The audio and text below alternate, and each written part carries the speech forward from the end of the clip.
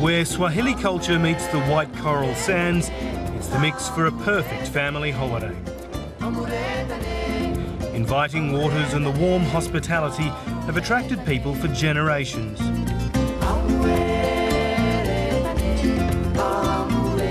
Yeah, I'm loving the beach so much. I'm also coming here like every day, every time I've got some time, I go to the beach.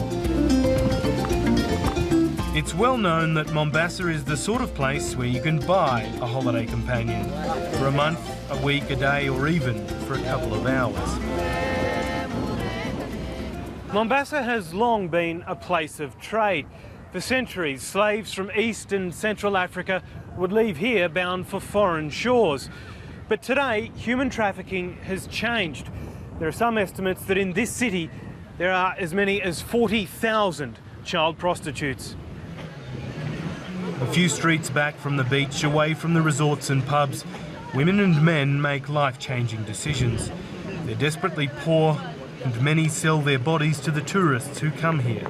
Some of the prostitutes are as young as 8 and 10. I'll call it a crisis, and it's an increasing crisis in the sense that one, it's not even being addressed, it's not even being seen. Paul Adoch is the head of Trace Kenya. It's an aid agency working to return trafficked children to their families and eradicate child prostitution. I'm appalled. I'm unhappy about it. That's why we're doing something about it too. One, we're making communities aware that relationship with a Mzungu or with any other person as such does not necessarily pull you out of poverty. Some of the children involved are from Kisauni. It's just 5 kilometres from the centre of Mombasa. There are a variety of reasons why they become sex workers. Some are forced into prostitution by criminals, others do it without their parents' knowledge. Some are even pimped by relatives, including their parents. In communities like Kisauni, mothers worry about their daughters.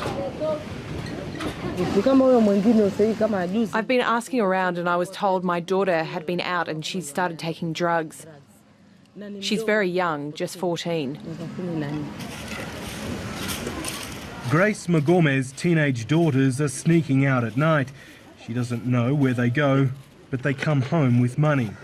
The girls tell us about an underage friend who sold herself to a Mzungu, a white man. Yes, he was abusing her because the Mzungu sleep with that girl. And that girl is too small, but the Mzungu is big. He's abusing that girl. It's local knowledge that the epicentre of child prostitution is a place called Mtwapa. It's difficult to film here because of the sensitivity of the subject. Perhaps what's most telling is that you do see tourists, but very few of them are women. Most of the visitors are older men, wazee in Swahili. I know the place, I know the beach very well. I've been here for some time. Now, they were there from the white main country. Come here looking for little girls under 12. This one is going to everybody in the house. When the sun sets, the pubs and the hotels come alive. Prostitution is illegal in Kenya, but sex workers keep the bars full. Most of the clientele are older white men, many with younger partners. They really affect them because someone they want maybe she started at the age of 14. Now she want to get married. She cannot get her children. Some they contract HIV and AIDS. Some they have chronic STIs. Yes, because they have a there. Eunice Nyarimbo is a 35-year-old sex worker and she's also a peer educator. So if you want to use this female condom, so you put it like this one and you push. After you have pushed, you put your finger inside here. She says some of the older women in the industry perpetuate the problem and explains it from their perspective. So you have to. I'm growing older, so I have to recruit new young girls to the market. Like now for the men, they cannot come for the old ladies. They come for the young ladies.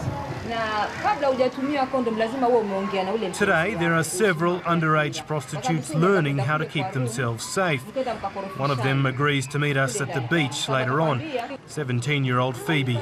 She's been working for 2 years. I was a school dropout and there was no work to do. My friends invited me to join them. I thought it was cool.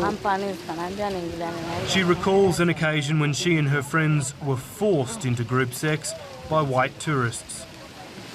My friends and I were there with them, and after that they refused to pay us. They said that we were naughty and that sort of thing.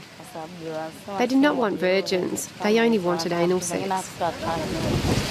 Many now suspect pedophiles tell each other just how easy it is to break the law in Kenya.